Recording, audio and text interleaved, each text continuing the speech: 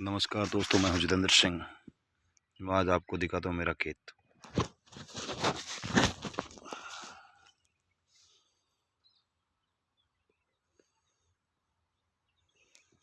ये वो आगे वाला टावर खड़ा है, वहां से लेके ये जो मकान बना हुआ है वहां तक, वहां से लेके यहाँ तक, यहाँ से आगे आगे आगे आगे आगे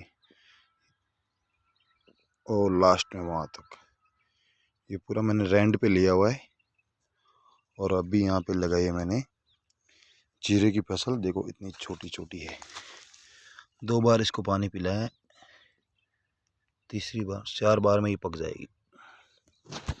ये पूरा मेरा ही खेत मैंने रेंट पे लिया हुआ है, मेरा नहीं है। अब इसको पानी पिला रहा हूं। पहली बार वीडियो बना रहा हूँ,